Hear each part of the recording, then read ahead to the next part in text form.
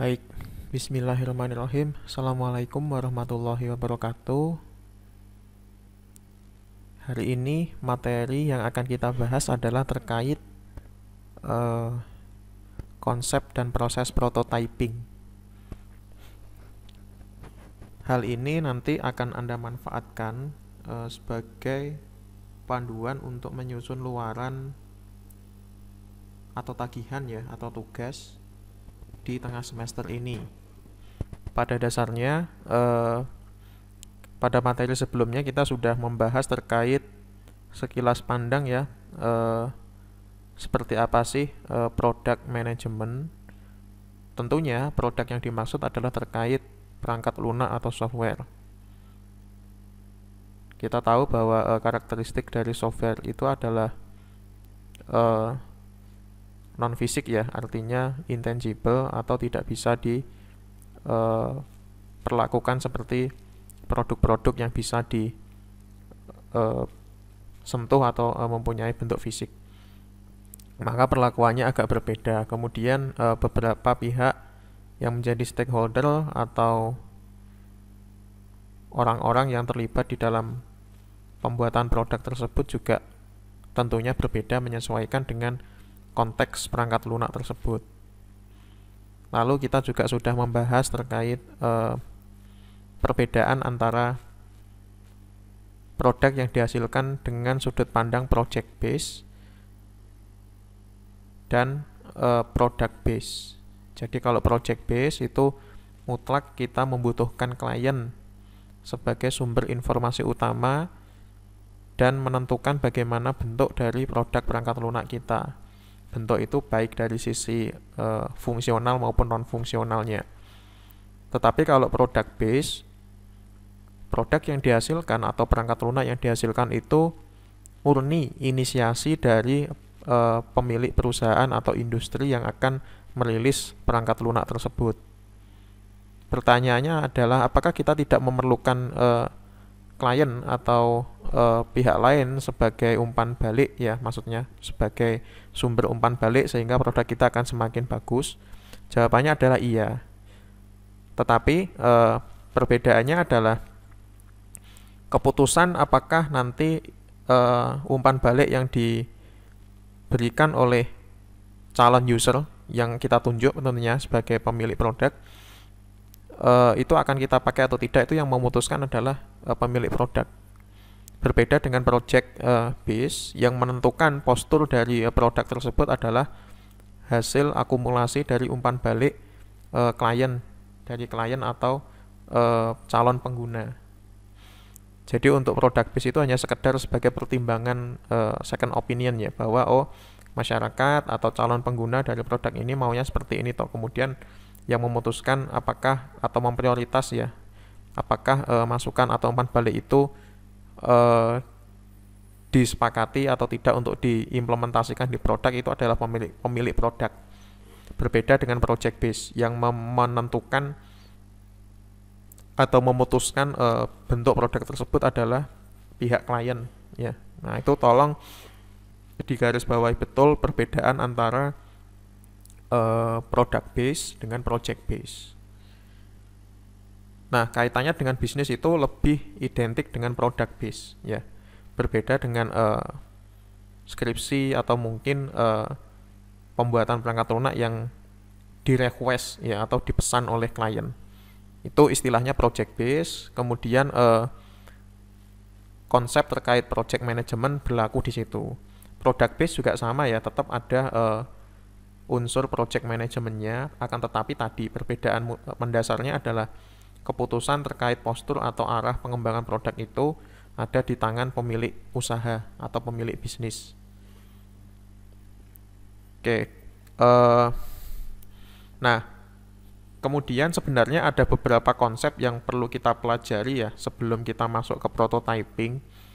Pada dasarnya Anda sebagai pemilik produk harus memiliki kompetensi untuk menganalisis apakah produk yang akan Anda hasilkan nanti itu betul-betul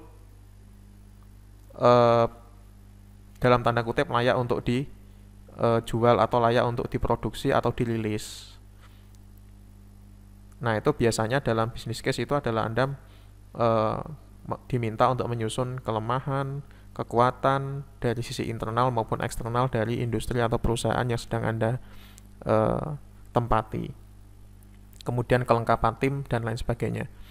Nah, untuk mempersingkat itu, ini saya sampaikan dulu ya, karena itu nanti kan bisa menyesuaikan ya. Ini kan di perkuliahan ini sifatnya adalah latihan ya. Nanti terkait kelogisan bahwa produk ini ternyata secara market betul-betul dibutuhkan oleh masyarakat misalnya, itu nanti kita cari benang merahnya. Karena ini sifatnya simulasi dan untuk mempercepat hal-hal yang sifatnya atau luaran-luaran yang sifatnya teknis, maka di sini saya sampaikan dulu terkait konsep dan proses prototyping. Untuk referensinya kita memakai buku dari Jonathan ya, itu sudah saya unggah di Drive, nanti bisa Anda pelajari secara mendetail.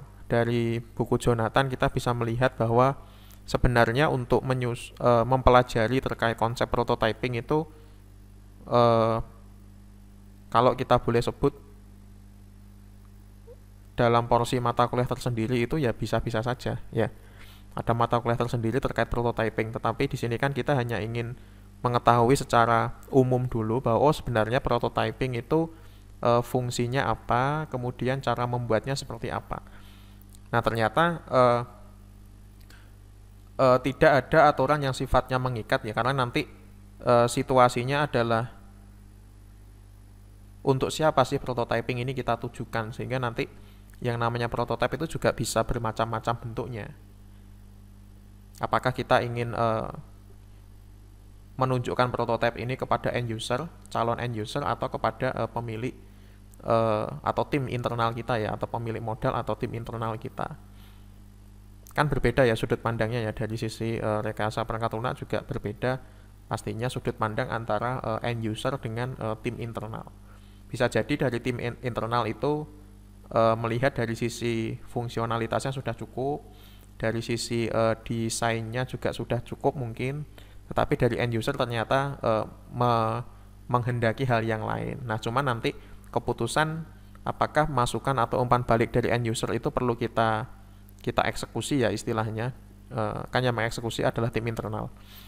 Apakah itu perlu kita eksekusi atau tidak, itu yang memutuskan ya tim internal kita atau pihak dari industri atau perusahaan itu sendiri. Jadi bukan mutlak diputuskan oleh end user sebagai pengguna, karena ini produk kita ya, produk perusahaan kita. Oke. Prototype sendiri dari istilah bahasa Inggris ya, prototype, kalau di bahasa Indonesia kan bacanya prototipe. Secara etimologi itu berasal dari bahasa Yunani, prototipon ya. Proto itu pertama, tipon itu cetakan, bentukan atau pola. Jadi secara kasar prototipon itu bisa diterjemahkan bentuk atau cetakan pertama. Ya, secara istilah bisa diartikan bahwa prototipe itu adalah model yang mula-mula yang menjadi contoh. Ya, kenapa contoh? Dari situ nanti kita bisa mendapatkan banyak umpan balik, baik dari pihak internal maupun eksternal. Eksternal itu eksternal tim ya maksudnya. Internal itu adalah tim kita. Kan kita sudah baca kemarin siapa saja sih yang terlibat di dalam pengembangan sebuah produk atau perangkat lunak. Kemudian kalau diartikan dalam konteks produk software ya, prototipe itu adalah hasil perwujudan ide rancangan produk software ke dalam bentuk konkret, sehingga berbagai pihak bisa melakukan evaluasi terhadap ide rancangan tersebut. Jadi di sini yang menjadi ide pokoknya adalah mendapatkan umpan balik ya, atau ada kata evaluasi di sini dari berbagai pihak. Pada dasarnya adalah kalau kita melihat metode pengembangan perangkat atau produk perangkat lunak ya, itu kan ada validasi yang sifatnya internal dan ada validasi yang sifatnya eksternal. Internal itu adalah kita secara tim internal mengecek konsistensi apakah secara metode itu sudah benar, secara fungsi itu sudah berjalan atau belum. Kemudian apakah sudah sesuai dengan rancangan ya. Kemudian ada validasi eksternal yang mutlak melibatkan pihak eksternal tim.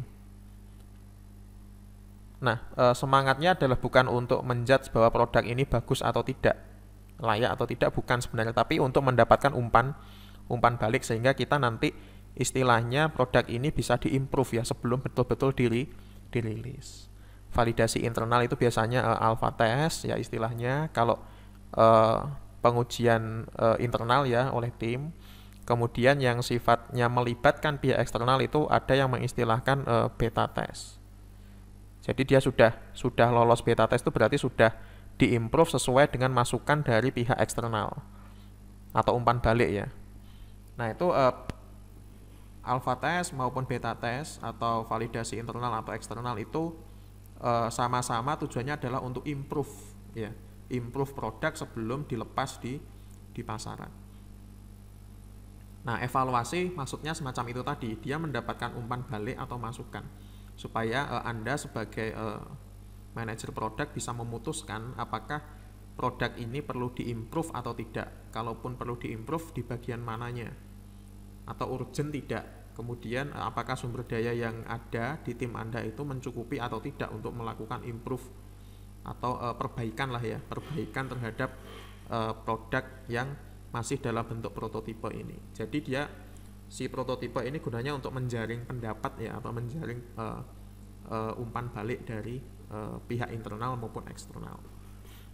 Nah, kemudian secara umum ya ini untuk memperkuat saja, prototipe difungsikan sebagai alat uji atau alat evaluasi konsep atau proses suatu produk sebelum produk diproduksi secara massal atau dirilis ke pasar.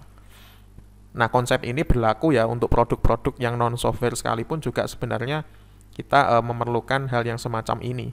Cuman nanti pembuatan prototipe untuk produk yang sifatnya software bukan hardware itu berbeda.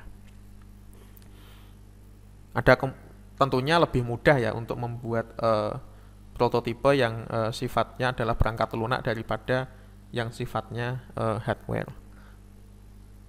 Oke, kemudian posisi prototipe sendiri ini sebenarnya ada banyak versi ya. Yang perlu ditekankan di sini adalah ketika kita menyusun prototipe itu kan sebenarnya kalau kita hubungkan dengan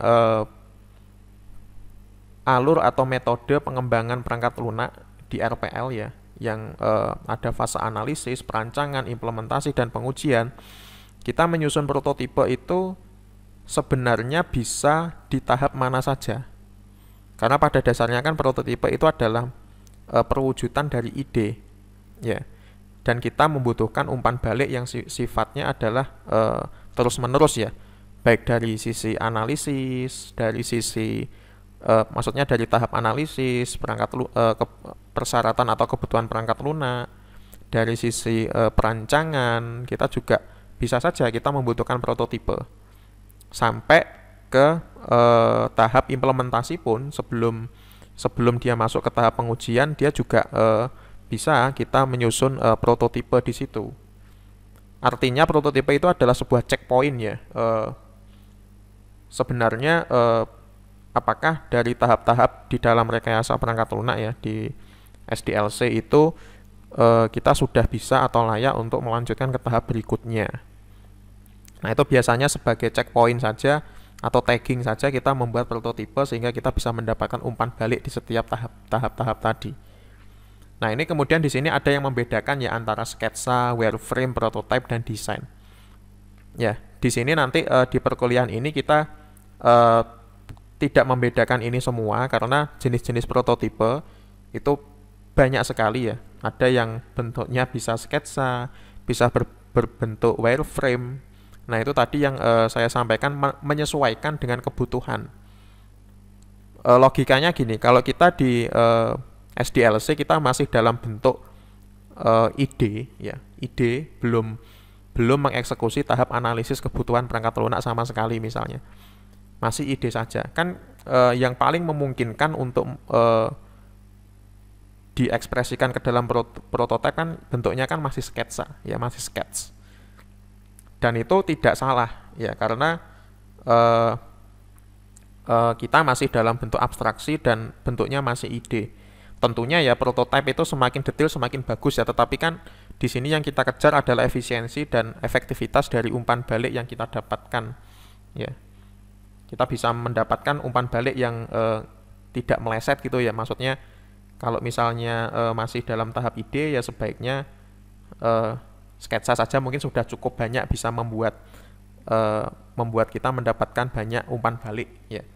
Nanti berlanjut ketika tahap perancangan misalnya di mana kebutuhan-kebutuhan fungsionalnya sudah terdeteksi semua. Kita kan sudah ada gambaran nih, oh berarti nanti ada fitur A, B, C, D, maka kita bikin prototipe yang lebih halus lagi daripada yang sekedar sketsa. Ya, jadi begitu seterusnya sampai pada dasarnya adalah kita cukup mendapatkan umpan balik yang kita perlukan. Kemudian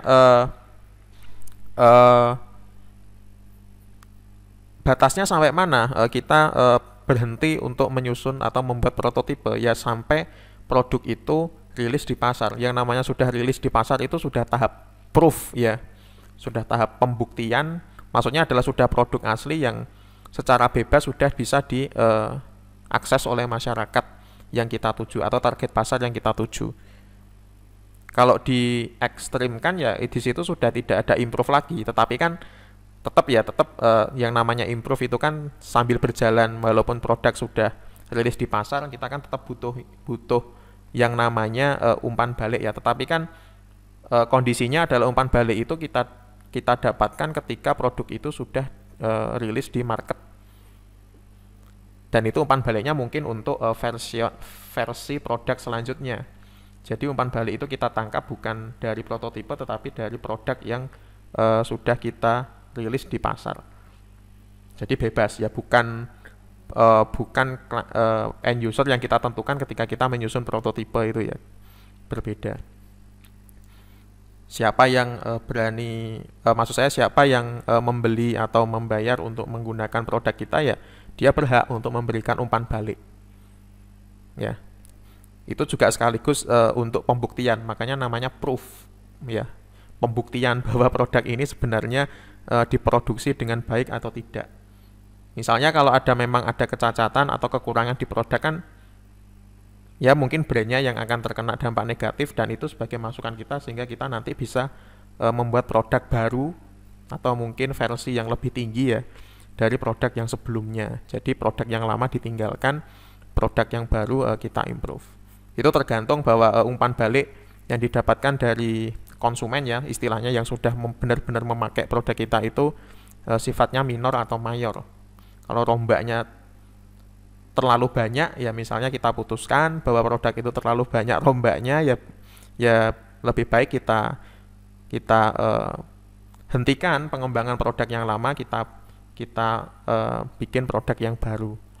Itu namanya revisi mayor ya. Kalau yang minor itu biasanya ada update kecil, itu bisa tanpa mengubah versi dari perangkat lunaknya. Yaitu kalau masalah versi itu kan masalah pengelolaan dokumen perangkat lunaknya saja ya, supaya jelas historinya ya. Itu tergantung dari tim apakah perlu menambah versinya, cara nomenklatur penamaan versinya seperti apa, itu tergantung dari keputusan dari internal tim. Oke. Kemudian manfaat prototipe itu kalau di bukunya Jonathan itu ada 6 ya kurang lebih. Ini ke-6 manfaat ini sebenarnya sudah bisa memberikan kita gambaran yang lengkap ya. Sebenarnya posisi prototipe di dalam pengembangan produk itu kayak apa sih? Yang pertama adalah untuk memastikan apakah software akan beroperasi sebagaimana mestinya. Tentunya sebagaimana mestinya ini maksudnya adalah ketika nanti dia dirilis di pasar ada jaminan bahwa software ini sudah layak rilis atau tidak. Ya. Jadi sebelum kita rilis kita uji coba dulu atau kita tes dulu. Nah, itu namanya prototipe berarti.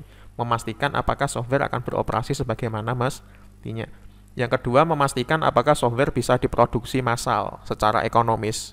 Di sini kata kuncinya adalah ekonomis. Dari proses pembuatan prototipe, ya, kita bisa tahu ya kira-kira anggaran atau waktu yang kita perlukan untuk membuat sebuah prototipe itu berapa sih yang kita butuhkan, ya. Ini mungkin kalau pada konteks perangkat lunak mungkin tidak terlalu terasa ya, tetapi kan lebih lebih ke apa ya, waktu yang kita butuhkan, kemudian orang-orang yang terlibat di dalamnya siapa saja, itu sambil kita estimasi. Ini nanti maintenance-nya kira-kira butuh berapa orang, itu kan akan terlihat semua di dalam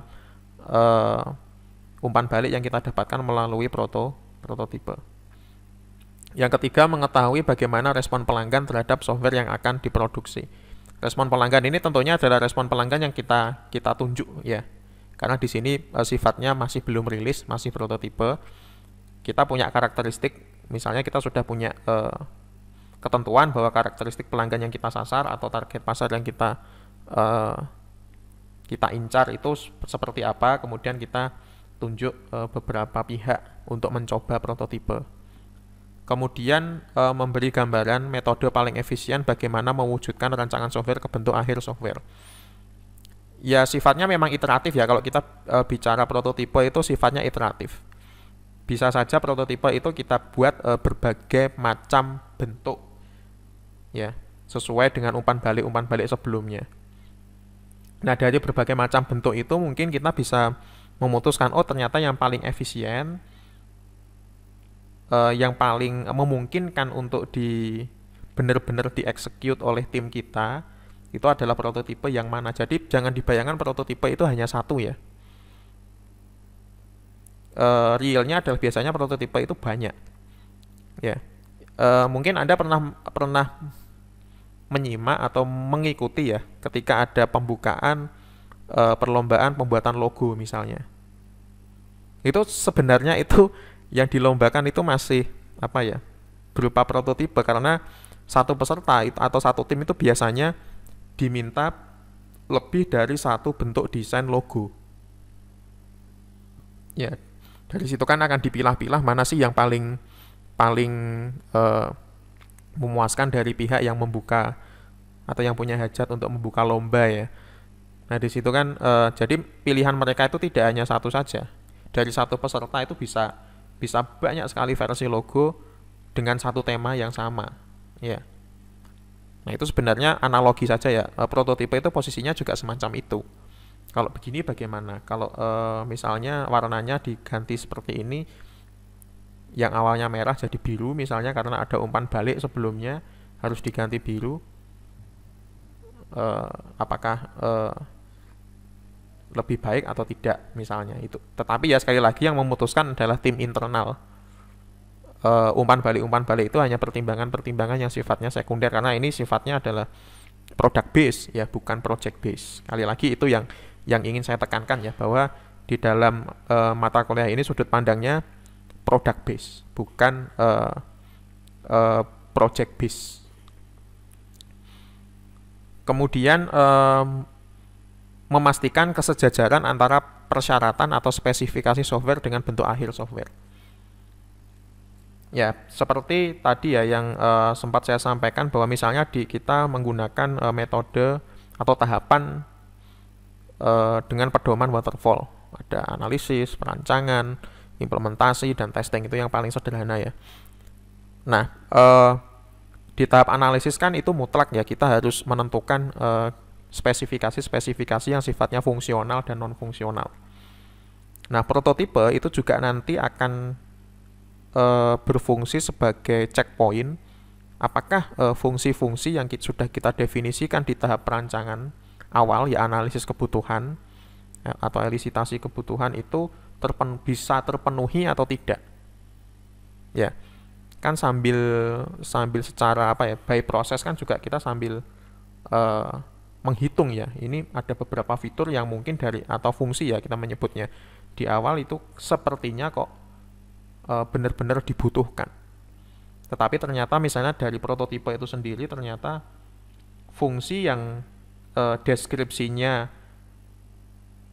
di awal itu misalnya adalah mampu menampilkan data X misalnya, ternyata ketika dibuat prototipe kita kesulitan ya, kita atau mungkin memutuskan ternyata data ini kok tidak penting ya, untuk ditampilkan atau memenuhin komposisi layar misalnya. Nah, itu kan kita bisa mendapatkan umpan balik di situ. Ya. Atau mungkin tidak memungkinkan untuk ditampilkan. Nah, ini kan untuk ngecek ya kesejajaran atau kesesuaian antara apa yang sudah kita plot di analisis kebutuhan dengan realisasi di dalam proses pembuatan prototipe ini. Kemudian memberikan pertimbangan terkait penjadwalan dan anggaran. Nah, ini ada kaitannya dengan nomor 2 ya. Intinya adalah efisiensi. Dari prototipe sendiri kan kita bisa tahu pola produk ini kesalahannya biasanya yang paling banyak ada di bagian mana, update-nya ada di bagian mana, keluhan-keluhan misalnya, atau bukan keluhan ya, kalau keluhan kan sudah dari konsumen, umpan balik dari pihak-pihak yang kita tunjuk untuk mengevaluasi prototipe ini lebih banyak pada aspek apa ya, apakah dari aspek fungsionalnya atau non fungsionalnya. Dari situ kan kita bisa menentukan, oh ternyata pola dari dinamika produk yang kita kembangkan ini adalah misalnya lebih dominan atau lebih banyak memakan waktu dari aspek yang mana. Kemudian anggaran-anggaran mungkin juga bisa kita menyesuaikan itu, misalnya butuh tambahan tim, atau mungkin bahkan melakukan penghematan anggarannya. Wah, timnya terlalu gemuk, kita kurangi misalnya. Nah, itu bisa saja semacam itu kalau ekstrim ya. Oke, kemudian aspek-aspek yang perlu dipertimbangkan ketika kita membuat prototipe itu ada 3. Dan ini ya lazimnya memang seperti ini ya. Yang pertama adalah kondisi sumber daya saat ini. Kita nanti ketika membahas prototipe ini ada pertimbangan yang namanya expression ya, bahwa prototipe ini akan diekspresikan ke dalam bentuk apa, digitalkah atau ke dalam bentuk yang non-digital. Nah, ternyata kita lebih senang kalau prototipenya dibuat dalam bentuk digital, tetapi kondisi tim pada waktu itu tidak memungkinkan ya, tidak ada yang punya keahlian untuk membuat prototipe dalam bentuk digital. Misalnya kayak gitu ya. Ya kan memang nggak mudah ya membuat prototipe. Misalnya ya mungkin sekarang sudah banyak ya platform-platform yang memudahkan Anda untuk membuat prototipe semacam Adobe XD atau apapun itu, tetapi kan nggak semua orang bisa ya. Nah, kita terpaksa juga akan membuat prototipe yang non-digital. Itu juga mempengaruhi, makanya tadi di awal saya sampaikan prototipe itu bukan hal yang kaku ya. Maksudnya harus begini. Itu harus menyesuaikan kondisi dari tim internal kita ini dalam konteks product base ya, bukan project base. Kemudian persyaratan atau spesifikasi. Nah, pertimbangan yang kedua adalah kita memastikan kejelasan apakah persyaratan atau spesifikasi software sudah final atau belum. Ini kaitannya dengan SDLC yang kita eksekusi ya. Apakah spesifikasi kebutuhan dari perangkat lunak dari sisi fungsional maupun non fungsional itu masih berubah-ubah atau tidak. Kan juga kasihan yang bikin prototipe ya, kalau tiap waktu kok berubah-berubah. Nah, itu kita finalisasi dulu. Kalau sudah final baru kita bisa enak kan ya kalau bikin prototipe semacam itu, dinamikanya kan nggak terlalu kompleks.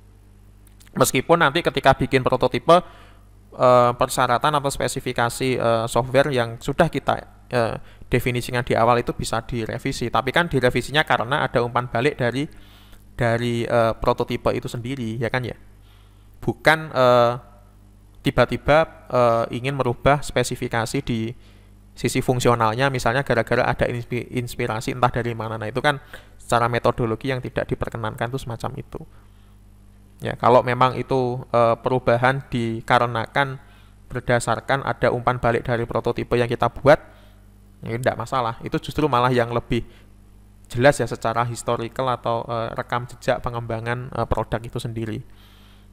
Kemudian konten ya, di prototipe nanti kan pasti ada informasi-informasi yang ditampilkan ya, apalagi untuk perangkat lunak itu kan bagian dari interaksi antara user dengan produk yang akan kita rilis. Nah, kesiapan konten itu Maksudnya adalah kita sebagai pengembang produk memastikan apakah isi dari prototipe itu sudah ready semua. Misalnya desain visualnya semacam apa, kemudian ada tim editornya, kemudian kita pastikan juga informasi apa saja yang melekat di tiap halaman atau scene dari uh, apa produk kita itu juga harus sudah siap semua. Sekali lagi ya kasihan bagi yang bikin prototipe kalau informasinya yang akan diletakkan di prototipe itu apa saja kok belum jelas, itu juga kasihan nanti yang bikin prototipe. Intinya semangatnya tadi ya, intinya bukan, maksud saya kasihan itu bukan bukan saling lepas ya timnya, bahwa ini nggak ada hubungannya dengan tim ini misalnya. Intinya semangatnya adalah bagaimana caranya mendapatkan umpan balik sebanyak-banyaknya dari pihak internal tim kita sendiri atau pihak eksternal. Ya. Kemudian ada 11 langkah untuk pembuatan prototipe.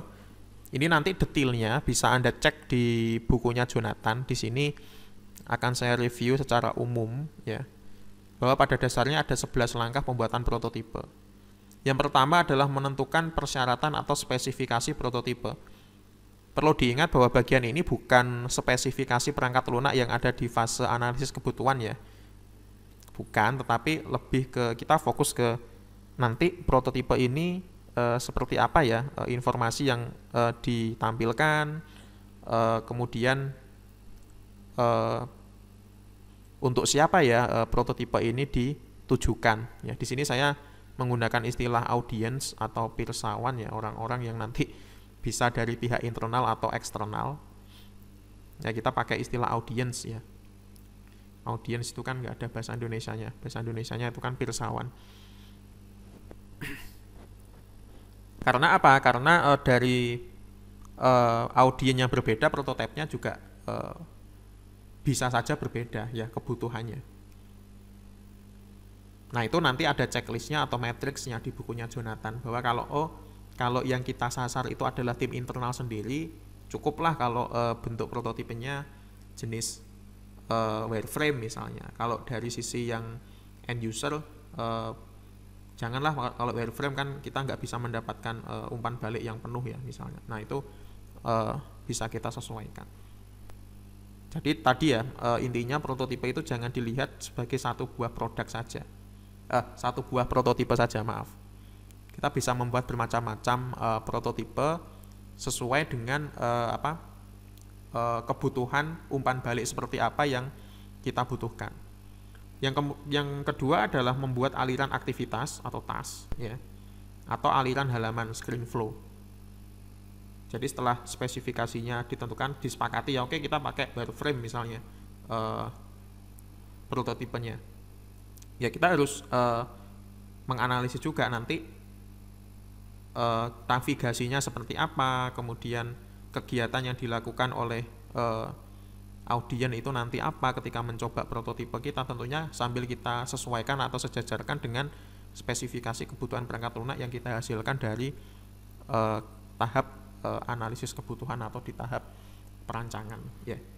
Itu kita sesuaikan betul, karena yang merepresentasikan luaran di tahap itu kan ya nanti prototipe ini ya.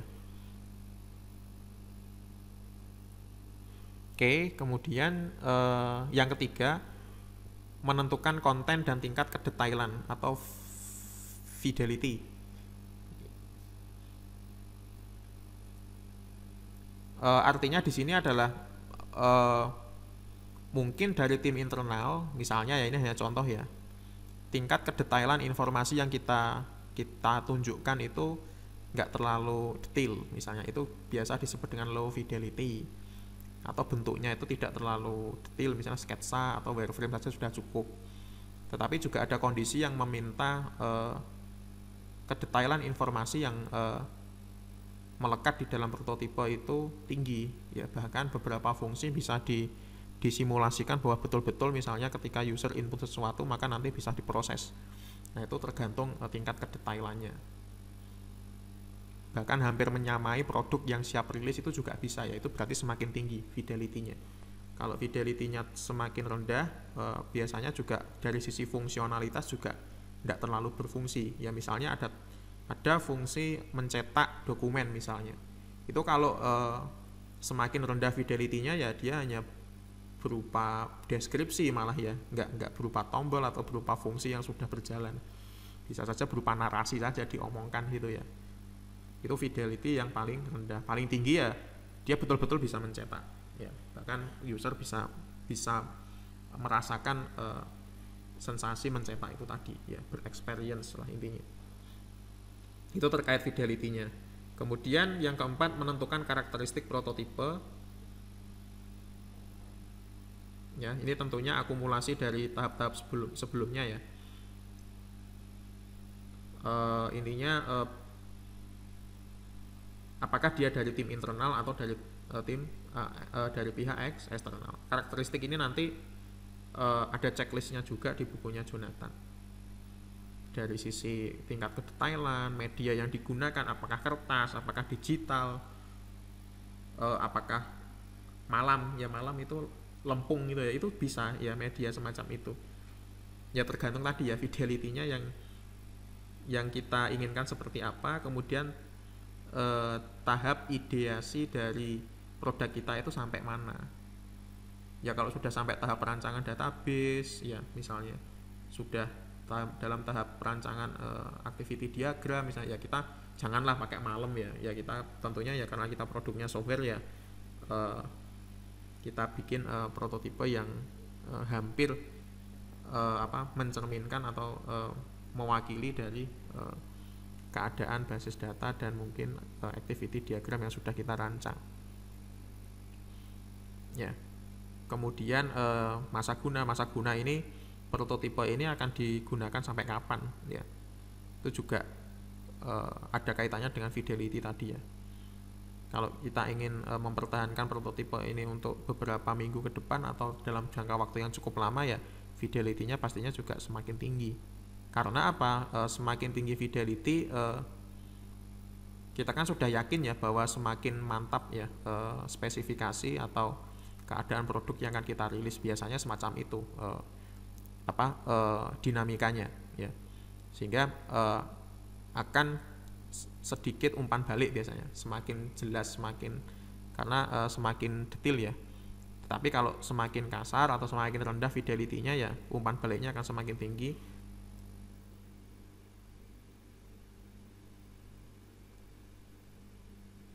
Oke. Kemudian yang kelima, menentukan metode pembuatan prototipe. Ini metodenya banyak, ada card sorting, ada wireframe, ada paper prototyping dan lain-lain ya. Makanya tadi saya sampaikan bisa bermacam-macam bentuknya ya, bisa sketsa, bahkan bisa dari malam dan seterusnya. Oke, ini saya percepat saja.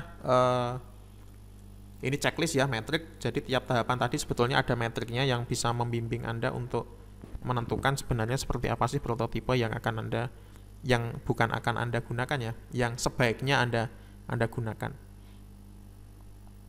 Kemudian menentukan alat pembuatan, apakah Anda pakai Adobe XD atau pakai apa itu ya. Itu silahkan tim Anda yang menentukan. Kemudian menentukan kriteria desain, ada yang bentuknya organisasional dan ada yang bentuknya direksional. Organisasional itu kita fokus di pengelompokan elemen-elemen tertentu. Ya, elemen untuk navigasi kita kelompokkan di sebelah kanan misalnya. Kalau direksional itu lebih ke arah aliran informasi yang dibaca oleh user nantinya. Kemudian yang ke-8 membuat prototipe eksekusi ya, yang 9 mengkaji prototipe umpan balik tadi ya. Kemudian yang ke-10 memvalidasi prototipe berdasarkan umpan balik. Kemudian mengimplementasikan prototipe. Apakah prototipe ini langsung bisa dikonversi ke dalam produk rilis ya. Oke, baik, mungkin seperti itu ya yang bisa saya sampaikan di waktu yang singkat ini. Terima kasih, saya akhiri. Wassalamualaikum warahmatullahi wabarakatuh.